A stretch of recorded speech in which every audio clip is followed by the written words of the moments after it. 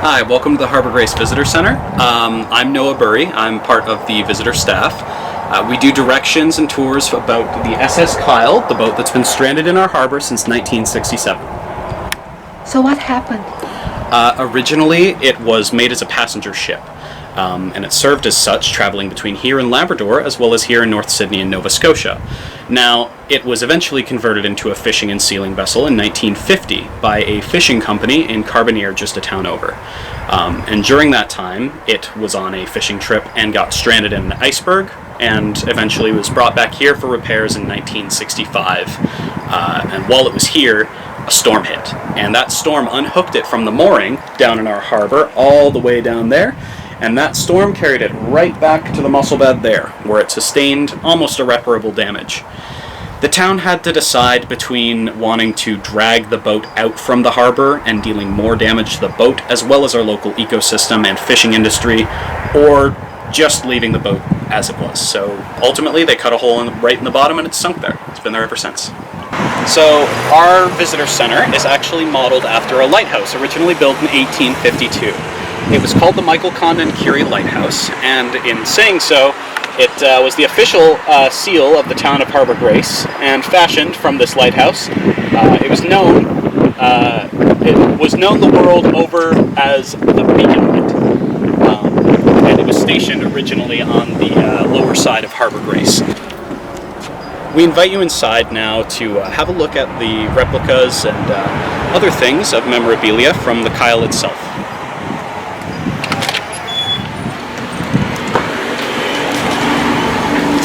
This room we're standing in now is called the Kyle Room, and originally it was built in the late 90s, in memoriam of the SS Kyle, now owned as a historic site by the federal government.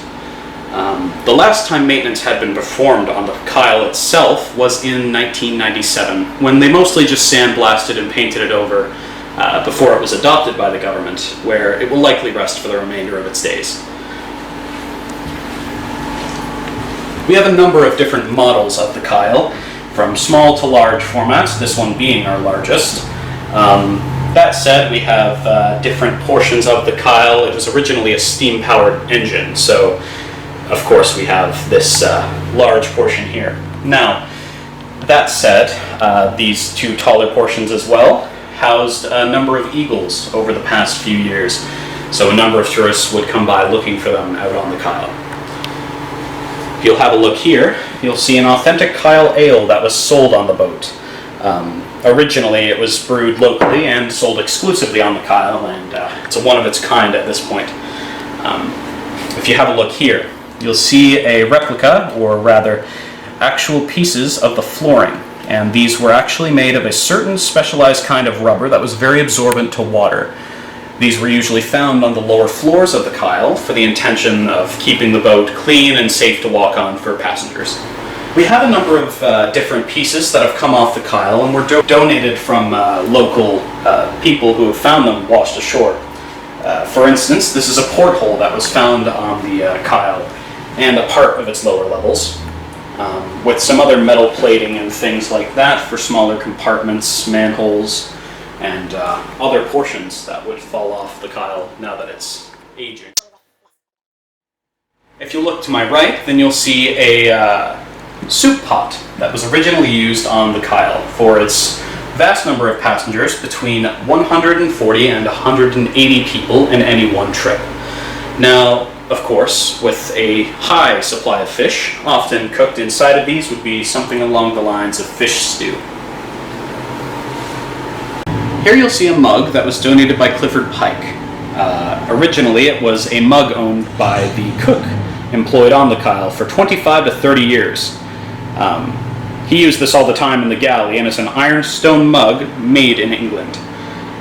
The mug was given to him, Clifford Pike, by his wife, Caroline, in about 1967, just as the boat had stranded.